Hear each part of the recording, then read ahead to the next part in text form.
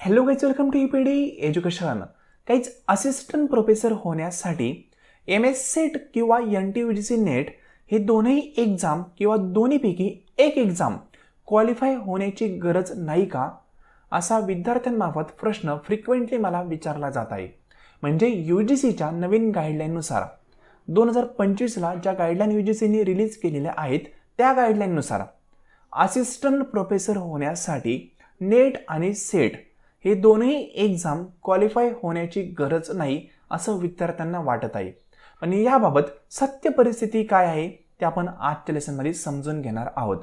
म्हणजे तुम्ही ज्या विषयामध्ये PG म्हणजेच पोस्ट ग्रॅज्युएशन कंप्लीट केलेला आहे त्या विषयामध्ये तुम्हाला असिस्टंट प्रोफेसर व्हायचं असेल तर तुम्ही MS-CET एक्झाम न देता NTUGC नेट एक्झाम न देता असिस्टंट प्रोफेसर बनू शकता का, या संदर्भात देखील तुमचा डाऊट आहे तो हे लेसन पाहिल्यानंतर क्लिअर होऊन जाईल. ठीक आहे. तसंच असिस्टंट प्रोफेसर होण्यासाठी मिनिमम क्वालिफिकेशन कुठले रिक्वायर्ड आहे ते देखील आपण आजच्या लेसनमध्ये पाहणार आहोत 2025च्या नवीन गाईडलाईननुसार. त्यासाठी UGCचा जो GR आहे तो GR आपण या ठिकाणी ॲड केलेला आहे. त्यामार्फत देखील तुम्हाला सर्व इन्फॉर्मेशन मी सांगणार आहेच. प्लस ममिदला जगदीश कुमार जे UGCचे चेअरमन आहेत त्या चेअरमन मार्फत नवीन काही गाईडलाईन त्यांनी व्हिडिओ मार्फत रिलीज केलेल्या आहेत. त्या गाईडलाईन कुठल्या ते देखील मी सांगणार आहे. म्हणजे तुमचे डाऊट पूर्णपणे या ठिकाणी क्लिअर होऊन जातील MS-CET किंवा नेट एक्झाम संदर्भात. हे सर्व डाऊट क्लिअर करण्यापूर्वी हे लेसन पूर्णपणे पाहण्यापूर्वी एक छोटीशी इन्फॉर्मेशन. तरी पहा, जो आपला MS-CET एक्झाम आहे 2025 मध्ये कंडक्ट होणार आहे किंवा NTUGC नेट एक्झाम असेल, या दोन्ही एक्झामला कव्हर करण्यासाठी जो पेपर फर्स्ट अतिशय महत्त्वाचा असतो त्या पेपर फर्स्टसाठी एक डिटेल कोर्स आपण लॉन्च केलेला आहे. त्या कोर्समध्ये पेपर फर्स्टचा सर्व 10 युनिटचा इन डिटेल तुम्हाला सिलेबस कंप्लीट करून दिला जातो. प्लस त्याची प्रॅक्टिस देखील प्रोव्हाइड केली जाते. या कोर्समार्फत अनेक विद्यार्थ्यांनी MS-CET एक्झाम क्लिअर केलेला आहे. तुम्ही पाहू शकता अनेक विद्यार्थ्यांचे रिझल्ट आपण या ठिकाणी ॲड केलेले आहेत. खूप सारे विद्यार्थी या कोर्समार्फत क्वालिफाय झालेले आहेत. पेपर फर्स्टमध्ये तुम्हाला मॅक्झिमम स्कोअर करण्यासाठी हा कोर्स अत्यंत उपयुक्त ठरू शकतो. या कोर्समध्ये 240हून अधिक व्हिडिओ लेक्चर डेली बेसिसवर तुम्हाला प्रोव्हाइड केले जातात. या कोर्समध्ये तुमची रिव्हिजन पूर्णपणे कंप्लीट करून घेतली जाते एक्झामपूर्वी. याच कोर्समध्ये एक्झाम ओरिएंटेड काही ट्रिक्स असतील, टिप्स असतील त्या शेअर केल्या जातात. या कोर्समध्ये तुम्हाला डेमो किंवा प्रॅक्टिस पेपर MS-CET एक्झाम सारखेच पूर्णपणे प्रोव्हाइड केले जातात. एक तुम्हाला या ठिकाणी दाखवतो पहा, अशा प्रकारचे डेमो पेपर असतात. हे सर्व डेमो पेपर तुम्हाला या कोर्समध्ये प्रोव्हाइड केले जातात. म्हणजे मागच्या वर्षी या डेमो पेपरचा वापर करून आणि आपल्या कोर्सचा वापर करून जवळपास 370हून अधिक विद्यार्थी यांनी MS-CET एक्झाम क्लिअर केलेला आहे 2024चा. मग तुम्ही देखील MS-CET एक्झाम क्लिअर करू शकता आणि याचा वापर तुम्हाला नेट एक्झाम देखील करता येऊ शकतो. या कोर्समध्ये तुम्हाला मॉक टेस्ट, क्विज सर्व गोष्टी भेटणार आहेत. या कोर्सचा ॲक्सेस खूप इझी आपण ठेवलेला आहे. ठीक आहे. आणि आत्ता आपण जो कोर्स रन करत आहोत तो कोर्स 2025मध्ये जी MS-CET एक्झाम होणार आहे त्या MS-CET एक्झामच्या दृष्टिकोनातून रन करत आहोत. या कोर्सची फी 2500 आहे. इन केस तुम्हाला वन टाइम पेमेंट करणे पॉसिबल नसेल, तुमची परिस्थिती नसेल, तर तुम्ही 1500 जॉईन करताना त्यानंतर नेक्स्ट मंथमध्ये 1050 अशा प्रकारे इन्स्टॉलमेंटमध्ये देखील पैसे पेड करू शकता. कोर्स संदर्भात प्रॉपर वेनी इन्फॉर्मेशन हवी असेल तर या व्हॉट्सअप नंबरवर मेसेज करा. तुम्हाला संपूर्ण इन्फॉर्मेशन प्रोव्हाइड केली जाईल. नंतर इन्फॉर्मेशन योग्य वाटली तर पेमेंट करून तुम्ही कोर्स जॉईन करू शकता. हाच नंबर डिस्क्रिप्शन बॉक्समध्ये पण दिलेला आहे. ठीक आहे. या कोर्सचा वापर करून विद्यार्थ्यांनी 80+ मार्क पेपर फर्स्टमध्ये मिळवलेले आहेत. म्हणजे 50 पैकी 40 प्रश्न देखील विद्यार्थ्यांचे बरोबर आलेले आहेत. असा स्कोअर जर झाला तर तुमचा एक्झाम क्वालिफाय होणार हे देर आहे. ठीक आहे. डेफिनेटली तुम्ही एक्झाम क्वालिफाय होऊ शकता. आणि जे विद्यार्थी कॉमर्स बॅकग्राऊंडचे आहेत त्यांच्यासाठी देखील पूर्णपणे कोर्स आहे. व्हॉट्सअपवर मेसेज केल्यानंतर तुम्हाला संपूर्ण माहिती प्रोव्हाइड केली जाईल.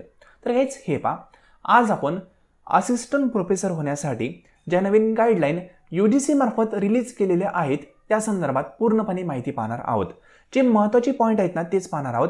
म्हणजे चॅन्सलर होण्यासाठी काय रिक्वायरमेंट आहे, व्हाईस चॅन्सलरसाठी काय रिक्वायरमेंट आहे, हे पॉईंट आपण कव्हर करणार नाही आहे. आपण असिस्टंट प्रोफेसर होण्यासाठी कुठल्या गोष्टींची रिक्वायरमेंट आहे, मिनिमम क्वालिफिकेशन त्यासाठी काय लागेल हे आपण पाहणार आहोत.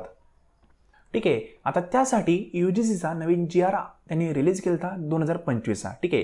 हे नवीन नोटिफिकेशन युनिव्हर्सिटी ग्रँट कमिशन यांच्यामार्फत रिलीज केलेलं आहे. टोटल 28 पेजचे हे नोटिफिकेशन आहे. सर्व नोटिफिकेशन मी वाचून दाखवत नाही, फक्त असिस्टंट प्रोफेसर होण्यासाठी मिनिमम क्वालिफिकेशन कुठलं रिक्वायर्ड असेल तेच आपण फक्त या ठिकाणी पाहणार आहोत. हे क्लिअर करण्यासाठी सेपरेटली जो सारांश आहे तुम्ही ॲड केलेला आहे तो तुम्हाला दाखवतो. हे नोटिफिकेशन मी आपल्या टेलिग्राम चॅनलवर अपडेट करून देईल. तुम्ही 1 बाय 1 सर्व नोटिफिकेशन वाचू शकता. ठीक आहे. आत्ता फक्त असिस्टंट प्रोफेसर होण्यासाठी कुठलं रिक्वायरमेंट असेल ते आपण पाहतोय. तर गाईज हे पहा, UGCचे जे चेअरमन आहेत त्या चेअरमन यांनी या नवीन गाईडलाईन त्यांनी रिलीज केल्यात. गाईडलाईन रिलीज केल्या यापेक्षा आपण असं म्हणू शकतो, जो GR आलता त्या GR बद्दल अनेक यूट्यूब चॅनलमार्फत अनेक न्यूजपेपरमार्फत चुकीची इन्फॉर्मेशन शेअर केली जात होती. म्हणजे न्यूजपेपर असतील किंवा यूट्यूब चॅनल असेल त्यांच्यामार्फत असं सांगितलं जात होतं की NTUGC नेट आणि MSCET एक्झाम न देता तुम्ही असिस्टंट प्रोफेसर बनू शकता, असं अनेक ठिकाणी तुम्ही पाहिलं असेल. पण ॲक्च्युअलमध्ये खरीच परिस्थिती ती नाही आहे. खरी परिस्थिती काय आहे हे स्वतः चेअरमन यांनी सांगितलं आहे. त्यांनी 4 नवीन नियम असिस्टंट प्रोफेसर होण्यासाठी कुठले असतील ते त्यांनी डिक्लेअर केलेले आहे. हे सर्व हिंदीमध्ये कंटेंट ॲड केलेलं आहे, कारण त्यांनी देखील हिंदीमध्येच इन्फॉर्मेशन सांगितली होती. तीच इन्फॉर्मेशन आपण या ठिकाणी ॲज इट इज पाहत आहोत. तरी पहा, या ठिकाणी त्यांनी फर्स्ट पॉईंट असा क्लिअर केला आहे की कुठल्या विद्यार्थ्यांना नेट किंवा सेट एक्झाम अनिवार्य आहे. ठीक आहे. इथे फक्त नेट त्यांनी उल्लेख केला आहे, पण तुम्ही पर्टिक्युलर स्टेटमध्ये जॉब करणार असाल तर सेट देखील या ठिकाणी तुम्ही कन्सिडर करू शकता. तर या ठिकाणी त्यांनी सांगितलंय पहा, जर तुम्हाला नॉन प्रोफेशनल कोर्समध्ये असिस्टंट प्रोफेसर व्हायचं असेल, नॉन प्रोफेशनल कोर्स, ठीक आहे, इंजिनिअरिंग वगैरे ते कोर्स सोडून त्या कोर्समध्ये असिस्टंट प्रोफेसर व्हायचं असेल तर तुम्हाला नेट किंवा सेट एक्झाम क्वालिफाय होणं गरजेचं आहे. रिपीट करेल, जर तुम्हाला नॉन प्रोफेशनल कोर्समध्ये असिस्टंट प्रोफेसर व्हायचं असेल तर तुम्हाला नेट किंवा सेट एक्झाम क्वालिफाय होणं गरजेचं आहे. म्हणजे पहिल्यासारखाच नियम, सिंपल. आता या ठिकाणी एक पॉईंट तर तुम्हाला कळाला असेल. फॉर एक्झाम्पल, कला असेल, वाणिज्य असेल, ठीक आहे, मनविका असेल, शिक्षा असेल, कानून असेल, सामाजिक विज्ञान असेल, हे सर्व नॉन प्रोफेशनल कोर्स आहे. या ठिकाणी तुम्हाला असिस्टंट प्रोफेसर व्हायचं असेल तर तुम्हाला नेट किंवा सेट एक्झाम क्लिअर करावा लागेल. सिंपल. लक्षात घ्या, नॉन प्रोफेशनल म्हणजे कुठले? इंजिनिअरिंग वगैरे ते कोर्स सोडून, इंजिनिअरिंग म्हणतो आपण, ठीक आहे, असे जे कोर्स सोडून बाकी सर्व जे नॉन प्रोफेशनल आहे, आपलं कॉमर्स असेल, ठीक आहे, आर्ट्स असेल किंवा सायन्स असेल, हे सर्व नॉन प्रोफेशनल. या ठिकाणी तुम्हाला असिस्टंट प्रोफेसर बनण्यासाठी नेट किंवा सेट एक्झाम क्वालिफाय व्हावाच लागणार आहे. या ठिकाणी तुम्ही हा पॉईंट क्लिअर करून घ्या. ठीक आहे. बाकीचे नियम आहेत ते पहिल्यासारखेच आहेत. म्हणजे तुम्ही PGमध्ये 55% जास्त टक्के पडले पाहिजे. ते बेसिक नियम पहिल्यासारखेच आहेत, ते काही चेंज केलेले नाही आहेत. 55% तर पाहिजेच. प्लस असिस्टंट प्रोफेसर होण्यासाठी नेट आणि सेट पण तुम्हाला रिक्वायर्ड आहे नॉन प्रोफेशनल कोर्ससाठी. इंजिनिअरिंग हे सोडून फक्त, ठीक आहे, नॉन प्रोफेशनल. आता दुसरा नियम त्यांनी काय डिस्क्लोज केला, म्हणजे कोणासाठी नेट एक्झाम गरजेचा नाहीये ते देखील सांगितलंय. तर जे विद्यार्थी इंजिनिअरिंगचे असतील किंवा टेक्नॉलॉजी विभागाशी निगडित असतील, रिपीट करेल, इंजिनिअरिंग असेल किंवा टेक्नॉलॉजिकल त्यांचं काही एज्युकेशन असेल, त्या विद्यार्थ्यांना नेट एक्झाम देण्याची गरज नाहीये. त्याच्याशिवाय देखील ते असिस्टंट प्रोफेसर होऊ शकतात. फक्त तुम्ही इंजिनिअरिंग केले आणि डायरेक्टली तुम्ही असिस्टंट प्रोफेसर होणार असं नाहीये. GR मध्ये खूप साऱ्या तरतुदी आहेत, त्या तरतुदी तुम्ही यामार्फत वाचू शकता. हा GR मी टेलिग्राम चॅनलवर शेअर करणार आहे. सिंपल. फक्त तुम्ही लक्षात घ्यायचं, तुमचं शिक्षण इंजिनिअरिंग काय असेल, ठीक आहे, टेक्नॉलॉजीशी निगडित असेल म्हणजे इंजिनिअरिंग मधलंच BE किंवा ME मध्ये, तर त्या ठिकाणी तुम्ही नेट किंवा सेट एक्झामच्या व्यतिरिक्त असिस्टंट प्रोफेसर बनू शकता. पण त्यासाठी कुठल्या गोष्टींची रिक्वायरमेंट आहे, खूप सारे पॉईंट आहेत, ते तुम्ही प्रॉपर वेनी या GR मार्फत कव्हर करा. मी फक्त कोणासाठी नेट गरजेचं आहे, कोणासाठी नेट गरजेचं नाही ते सांगतोय. आता एक पॉईंट तुमचा पूर्णपणे क्लिअर झाला असेल. नॉन प्रोफेशनल कोर्स म्हणजे आपले रेग्युलर ट्रेडिशनल कोर्स, ठीक आहे, आर्ट्स, कॉमर्स, सायन्स, त्यांना नेट आणि सेट एक्झाम द्यावंच लागणार आहे. जे इंजिनिअरिंगचे कोर्स असतील, टेक्नॉलॉजी संदर्भात काही वेगळे कोर्स असतील, त्यांना नेट आणि सेट एक्झाम देण्याची गरज नाहीये. त्याशिवाय देखील ते असिस्टंट प्रोफेसर बनू शकता. पण त्यामध्ये काही रिक्वायरमेंट आहेत, त्या रिक्वायरमेंट कुठल्या, त्याच्या संदर्भात तुम्हाला गाईडलाईन या GR मध्ये भेटून जातील. सिंपल. सर्व मी वाचून दाखवत नाही, जे महत्त्वाचं आहे फक्त ते तुमच्यासमोर क्लिअर करतोय. ठीक आहे. आता तिसरी गाईडलाईन त्यांनी काय सांगितली, हे व्हिडिओमार्फत त्यांनी जे सांगितलं होतं तेच मी तुम्हाला एक्सप्लेन करतोय. त्यांनी सांगितलं की पीएचडीच्या विद्यार्थ्यांकडे असेल, ठीक आहे, वरचे सर्व सब्जेक्ट, तर फक्त पीएचडीच्या बेसवर पण ते असिस्टंट प्रोफेसर बनू शकतात. सिंपल. म्हणजे म्हणलंय पहा, जर त्या विद्यार्थ्यांनी जर पीएचडी कंप्लीट केली असेल तर पीएचडीच्या बेसवर पण ते असिस्टंट प्रोफेसर बनू शकतात, जसा गाईडलाईन यादी आल्या त्या. म्हणजे एक तर नेट किंवा सेट किंवा तुमची पीएचडी कंप्लीट असायला हवी. या तिन्हीपैकी एक क्वालिफिकेशन तुमचं असेल तरी पण तुम्ही असिस्टंट प्रोफेसर बनू शकता. पण या ठिकाणी एक पॉईंट लक्षात घ्या, ज्या विद्यार्थ्यांचं नेट आणि सेट क्लिअर असतं त्या विद्यार्थ्यांना थोडेसे मार्क जास्त भेटतात इंटरव्ह्यूमध्ये. म्हणून इंटरव्ह्यूमध्ये सिलेक्शन होण्याचा चान्सेस हे नेट आणि सेटवाल्यांची जास्त असतात. ठीक आहे. मग पीएचडीला पण मार्क असतात, पण ज्या विद्यार्थ्यांची फक्त पीएचडी आहे त्यांना नेट आणि सेटचे मार्क भेटणार नाही. पण ज्या विद्यार्थ्यांचं नेट सेट आहे आणि पीएचडी पण आहे त्यांची सिलेक्ट होण्याचे चान्सेस जास्त असतात. ठीक आहे. मग या ठिकाणी हा पॉईंट जो ओल्ड होता तोच आहे.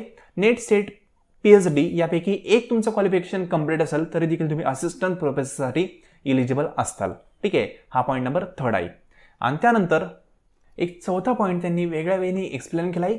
जर तुमची यूजी डिग्री पूर्णपणे कंप्लीट असेल आणि तुमची प्रोफेशनल एखादा कोर्स असेल, professional course in the sense तुम्ही एक मूर्ती कलाकार असताल, खूप छान मूर्ती तुम्ही बनवताय, ठीक आहे, तुम्ही काही व्हिज्युअल आर्ट्स तयार करत असताल किंवा तुमचं संगीत योगमध्ये खूप मोठं योगदान आहे, तरी देखील तुम्ही असिस्टंट प्रोफेसर बनू शकता नेट सेट शिवाय देखील. हा पॉईंट रिपीट करतोय. म्हणजे त्यांनी पहिल्यांदा काय सांगितलं, जे आर्ट्स फॅकल्टीचे विद्यार्थी आहेत त्यांना नेट सेट द्यावा लागेल असिस्टंट प्रोफेसर होण्यासाठी. आणि 4 नंबरचा पॉईंट काय सांगतोय, आर्ट्स फॅकल्टीमध्येच नाटक असेल, योग असेल, संगीत असेल, असे काही वेगवेगळे फॅकल्टी आहेत. त्या फॅकल्टीमध्ये जर तुमचं वेगळं काहीतरी काम असेल, वेगळं म्हणजे काय, तुम्ही खूप मोठं नावलौकिक केलेलं काहीतरी काम असेल, म्हणजे आपण म्हणतो की फेमस एखादी पर्सनॅलिटी असेल, तर त्यांना नेट सेट एक्झाम्प्ट देऊन असिस्टंट प्रोफेसर होता येईल. पण हा क्रायटेरिया थोडासा डिफिकल्ट मला वाटतोय, कारण या ठिकाणी तुमचं खूप मोठं एक विलक्षण वेगळं काहीतरी काम असणं गरजेचं आहे. ठीक आहे. किंवा तुम्ही सिमिलर नेट सेट द्या आणि असिस्टंट प्रोफेसर होऊन जा. म्हणजे बेसिक पॉईंट पहा, ज्याचं खूप मोठं योगदान आहे, खूप मोठं नाटकामध्ये तो फेमस आहे, योगमध्ये खूप मोठा फेमस आहे, तर तो असिस्टंट प्रोफेसर कदाचित होणारच नाही.